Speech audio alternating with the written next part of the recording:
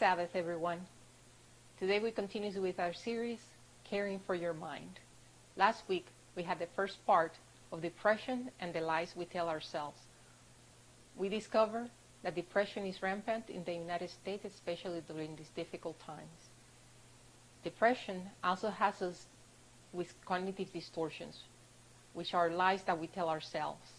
And we introduced the first lie that we typically tell ourselves, which is all or nothing thinking or black and white thinking. Usually looking at our personality traits of attributes and putting them in all or nothing thinking. I'm all bad or all good. In really having unrealistic expectations on ourselves. Today we continue with the rest of the lies and how to deal with them. The second lie is overgeneralization. This is kind of an arbitrary way of looking at things as well. We might think, well, something happened to us in the past, and we didn't like what happened. And, for example, let's say a dog bite us. Actually, this happened to me when I was little. My friend's dog just came running out of the house when I said hi to her. He bit me. And then for a while there, growing up, I was afraid of dogs, that they all were going to bite me.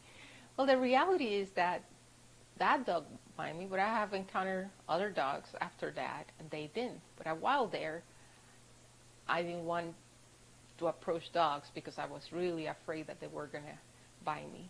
So that's overgeneralization, that we have an experience that we are afraid that will happen again, and so we say, oh, this always happens to me.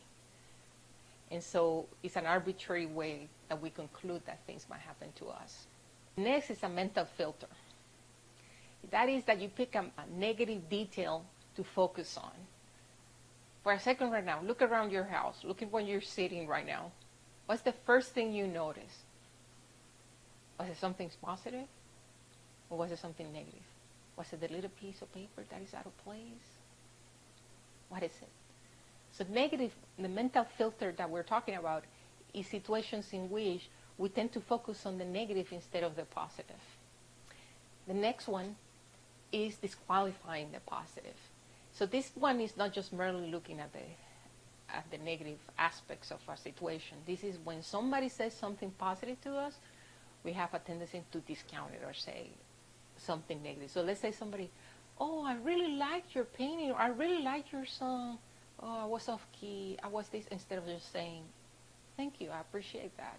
Glory to God, if anything else you want to say, but not disqualifying something that somebody's giving you a compliment. So that disqualifying the positive. The next one is jumping to conclusion. This one is us reading the mind of other people. Oh, I know what that person's thinking. I know what they're gonna say.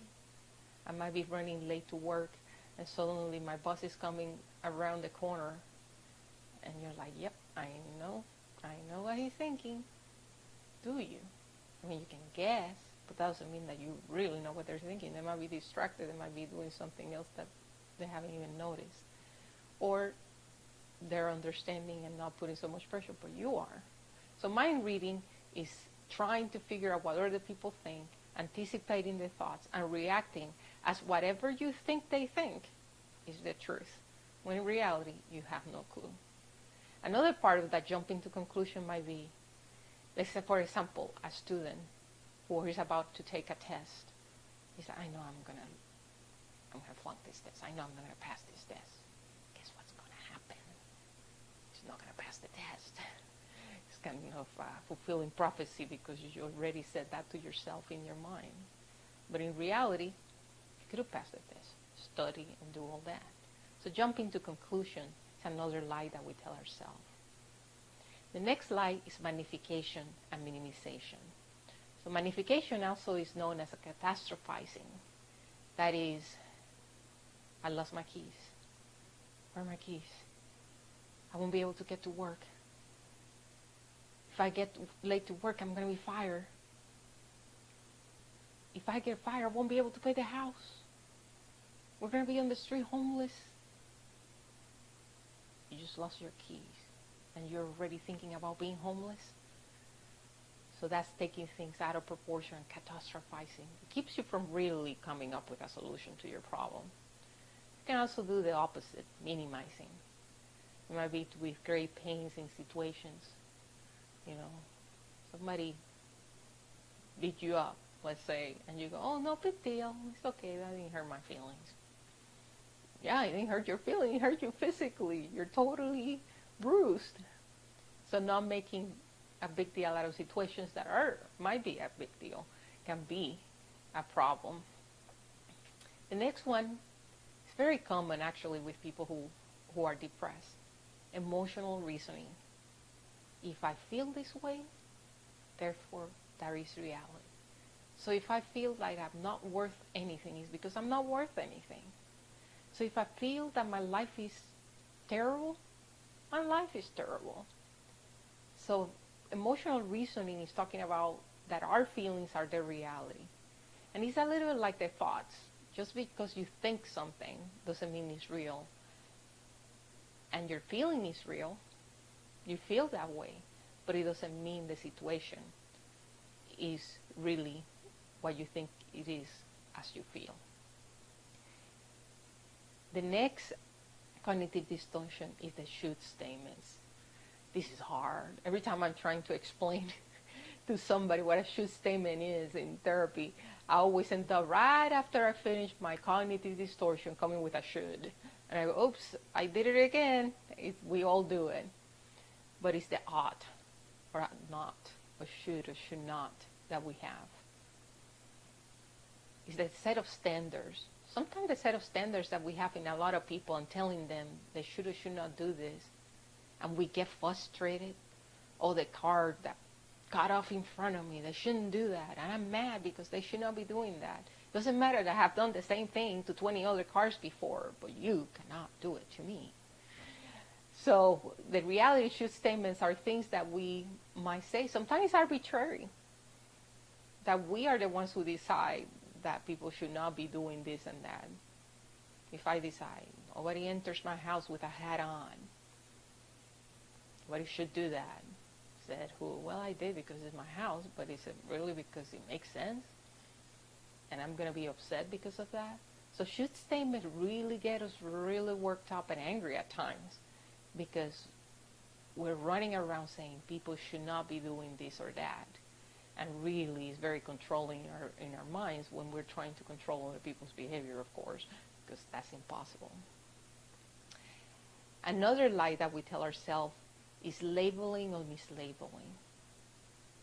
We make a mistake. I'm such a dumb person. You made a mistake. Why are you labeling yourself that? And the problem is we don't do that just to ourselves. We do it to other people. We kind of think, everybody from the purple community is lazy. I'm just using that for not using one particular, just because you met one person that perhaps was tired and didn't work one day. Or typically didn't work because when he worked for you because that person didn't have a good standard of work or was tired. Who knows why? But you pick one person and made it and label an entire community of purple people, poor purple people, to be lazy people. That's labeling other people. And let's say you met 100, but did you meet every single one of them? So labeling is very destructive, not only to others, but to yourself, because you tend to label yourself or mislabel yourself and other people. So that's another lie that we tell ourselves. The next lie we tell ourselves is personalization. Personalization is taking everything personal. That person's look at me wrong. I know they don't like me. Remember one time walking at a supermarket, and sometimes I'm up in my head thinking, and the next weekend at church somebody goes, I saw you at church and you didn't even say hi. And this person sounded very offended and hurt, and I was like, I didn't see you. No, you saw me. You were looking straight at me. You just don't like me. And I was like, no, I really didn't see you. So taking it personal. We can take, a person might have a bad day and came through the door and acted irritated with you. Might not be about you. People do a lot of things that even put on us, but that have nothing to do with us. So let's look at now the steps that we can take to deal with the lies that we tell ourselves. First, like in everything else, is having awareness. What lie is it that we continuously tell ourselves? And don't let them just linger in your head. Defy those lies that are coming to your head. Refute it. So let's think about the ways to refute it. First, I would say have a strong but nice, non-judgmental voice in your head. We all have a self-talk, a voice in our head. And usually, and many times, it's a negative one that is like, you see, you're terrible, telling you things in a voice that is very judgmental. Why don't you come up with a different voice? A voice of whatever you think is best for you, but that is soothing, that is non-judgmental, but is strong, is specific, but balanced. Because we need a balanced voice in our head. So substitute then the lie with an objective thought. So let's say, for example, that this always happens to me. Come up with the times that it hasn't happened to refute that lie that just came through your mind. Or that the mental filtering that says something negative. What about focusing in something positive in that situation? What about magnifying the situation? What about refuting it and say, I just lost my keys? That doesn't mean I'm going to lose my job and everything I have. Many times we respond that way. It's about thinking in a different way, bringing truth to falsehood. So we substitute the lies with truth. And in Philippians 4:8, it says, whatever is noble, whatever is right, whatever is pure, whatever is lovely, whatever is admirable, if anything is excellent or praiseworthy, think about such things.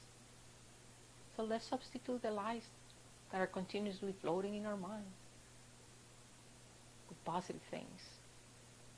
So have a strong voice of rebuttal that says no to the lies and bring truth to your mind. We'll see you next week in the session on caring for your mind.